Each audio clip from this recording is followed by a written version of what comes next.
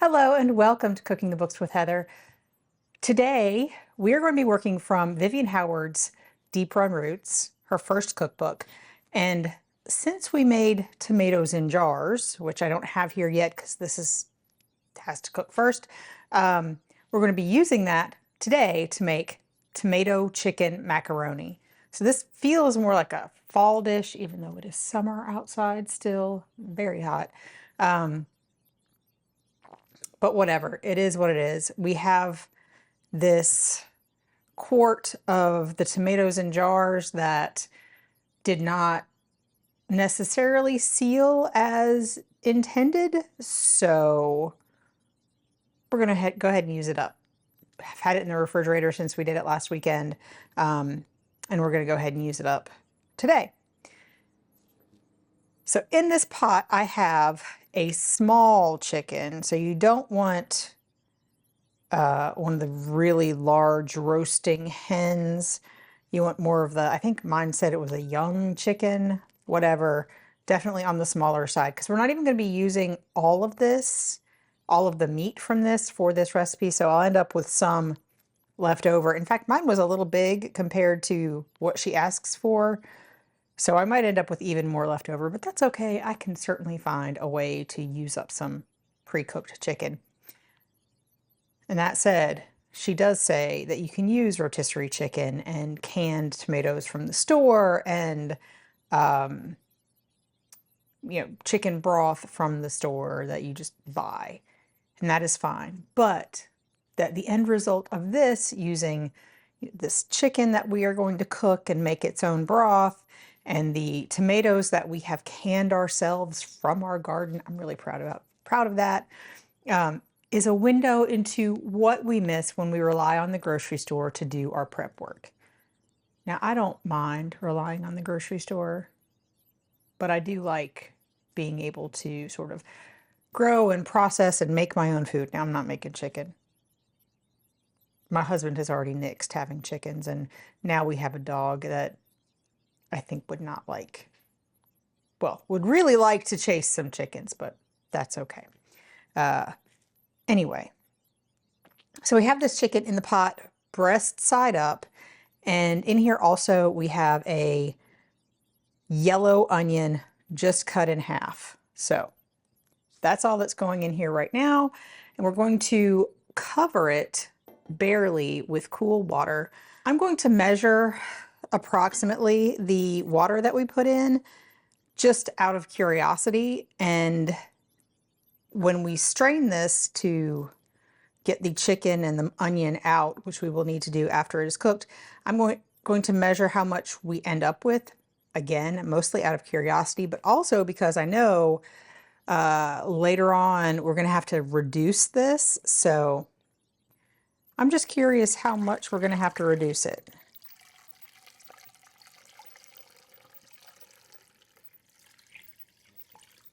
So that's 2 quarts, and it's not quite covered. And this is another quart. We're going to see how much of this we end up using. It might be all of it.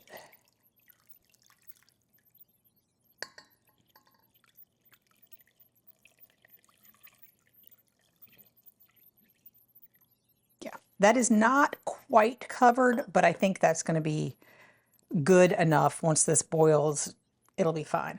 So now I'm going to put this on the stove. I'm going to bring this up to a boil, cover it, reduce it to a simmer, and we're going to simmer it until it's falling apart, until it's falling to pieces.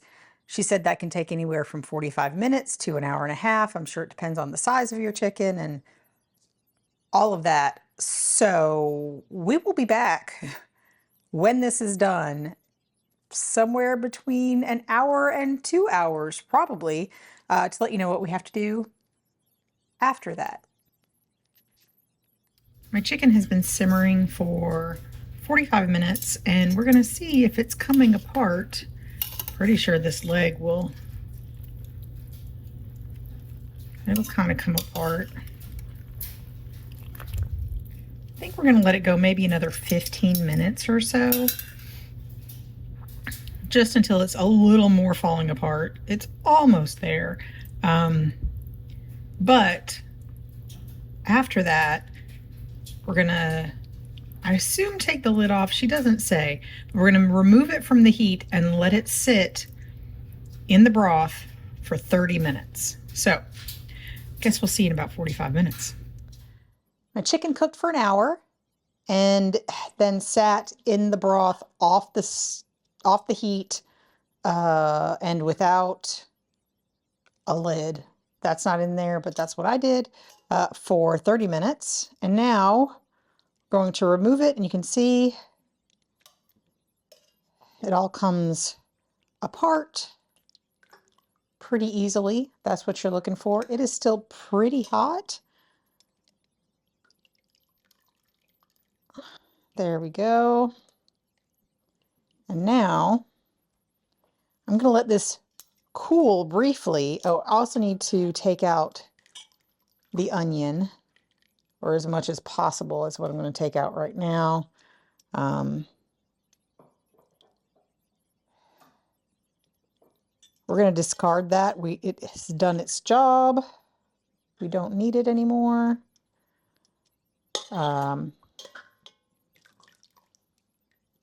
Just help flavor this. Now, she does not say to defat this broth, so I'm not going to do that, but I do need to strain it. So I was going to ladle this, but that is going to take forever. So I think I'm going to pour some in here.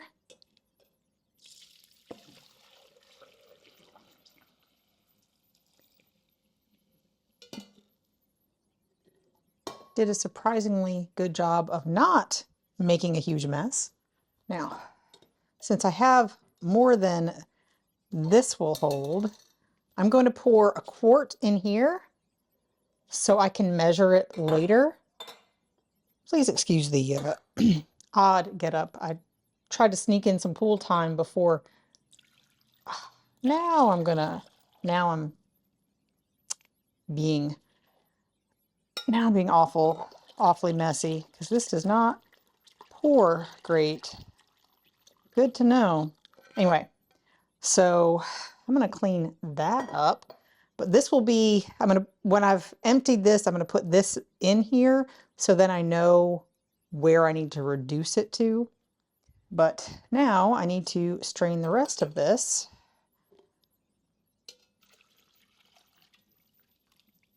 And I did end up with approximately the same amount of broth as I started with water, which is interesting. Means I kept most of it in with the lid. I'm gonna kind of wipe this out just because there's some potentially yucky bits in it. Now, I would call this not clean, but cleaner for sure than it was before. And so this is 1 quart. And that is what I need to reduce all of this broth down to. I don't know how long that's going to take. She does not indicate in there how long it's going to take, but it will be reducing it by 2/3 because it's approximately 3 quarts. So what I'm going to do is get the rest of this in here.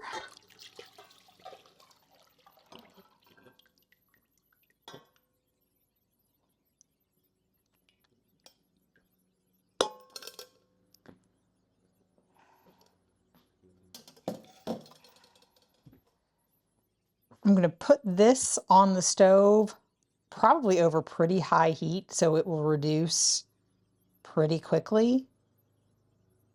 And then we have to pick this chicken into sort of usable bits. So I've got a bag, just a plastic bag, and I put some paper towels in there because there was at least one little hole in it.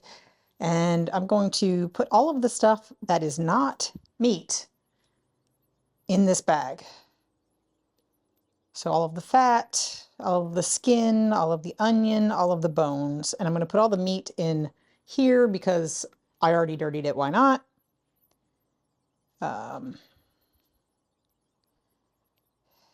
And if you missed it, I'm wearing a glove because I kind of sliced open my thumb while we were making the tomatoes.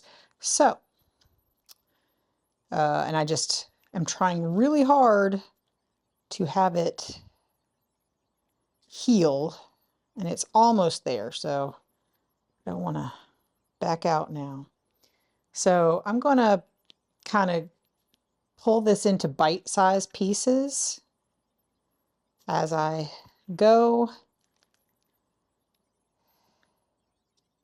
And you probably won't see all of this because it's a very boring process, and I'm pretty sure I've done it before on camera, or maybe, I don't know.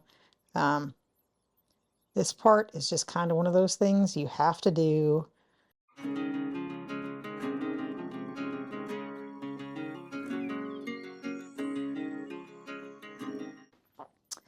Now I have a considerable amount more than I need for this recipe, even when I sort of tamp it down. I'm going to measure out what I need into a bowl like this, and then put the rest in a bag in the refrigerator.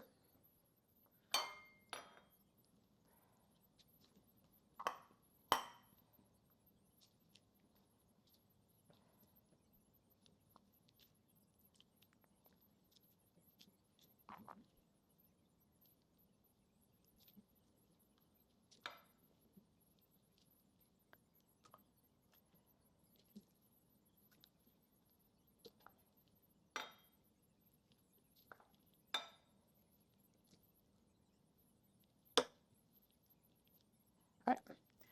I was pretty generous with my measuring, and it turned out to be about half of the meat that my chicken made. So you can put as much in as you like. I would probably put more in myself, but we'll just save this and have another dinner. My broth has been boiling for 15 minutes, and it's maybe reduced by half. I can make chicken salad, or I don't know, chicken enchiladas, chicken tacos, chicken whatever. Calling this a quart, I think it's about right. I reduced it for about 30 minutes at a pretty high heat. And so now I'm going to add our tomatoes in jars, which we made also from this book, and I will link it above with all of its juice and everything.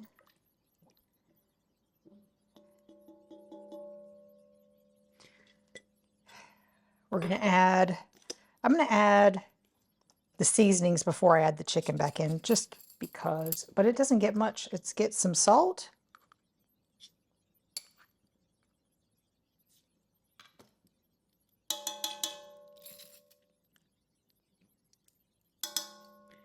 And a little bit of chili flakes. Mine says crushed red chili, but it's just a little bit.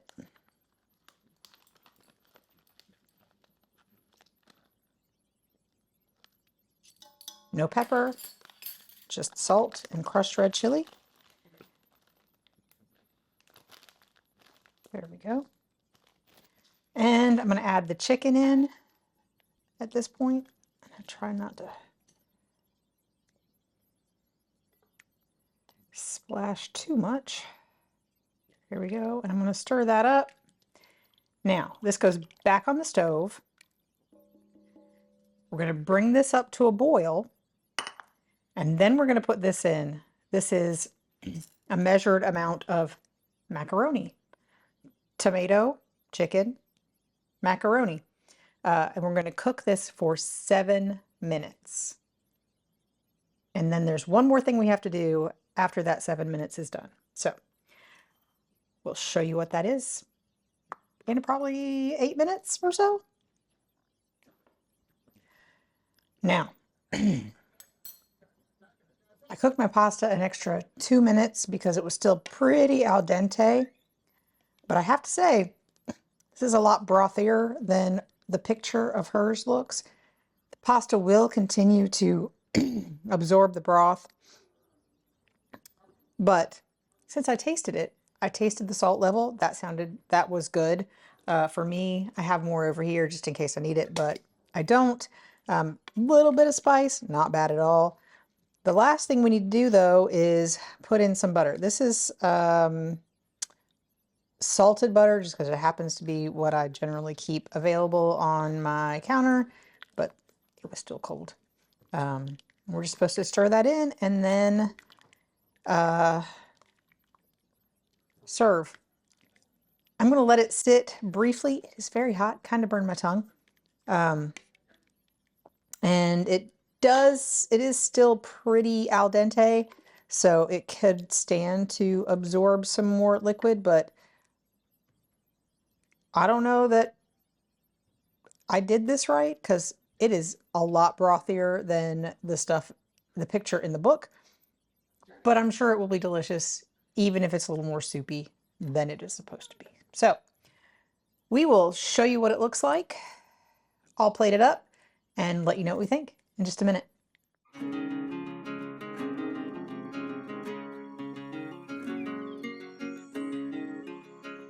On this episode of Cooking the Books with Heather, you watched me make tomato chicken macaroni from Vivian Howard's Deep Run Roots cookbook.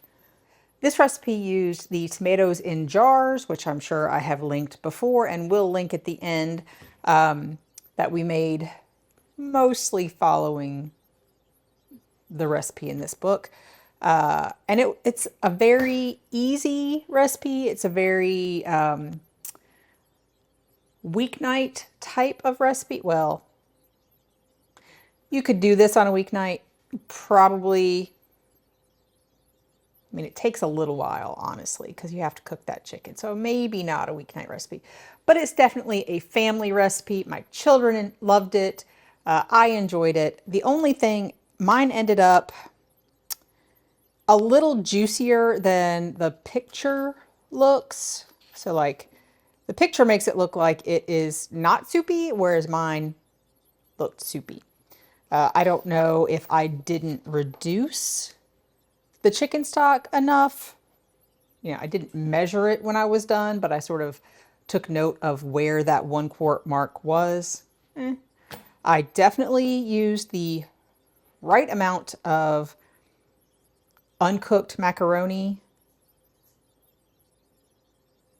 but I felt like I probably could have put more in based on the amount of juice I ended up with. Mine was more of a soup than a macaroni salad type consistency, which is what it looks like in the book. That said, it was delicious. The salt level was good. I didn't have to add any more salt. There is a measurement of salt in here, and I used that measurement. You do make a little extra chicken that you don't put into this recipe, so you can use that for another recipe, which I did. I would probably add more chicken to this recipe for my family, but I did not because we followed this recipe. So if you like more meat, I really didn't expect us to eat almost all of this the night that I made it, but we did. We had a very small amount left over. And even when I reheated it, the pasta was a little mushier, yes, but it still had not absorbed all of the extra broth. So it was still kind of soupy, but she said it's going to be slightly brothy. Mine was a little more than slightly brothy. That said, it was delicious. I certainly will be making something like this again, whether I will be making the chicken broth from scratch every time or using some leftover chicken and some chicken broth from a box or from a concentrate. That's probably more likely a weeknight recipe, but I will be using home canned tomatoes if I have them because those were delicious. So all that said, we enjoyed it. It's a very simple meal. Children would love it. And she says it serves 5. It basically served 4 in my family. We were pretty hungry and ate it all up. So if you've enjoyed watching me make this, please give me a thumbs up, hit the subscribe button, share this with your friends, and come back and watch me make something else next week.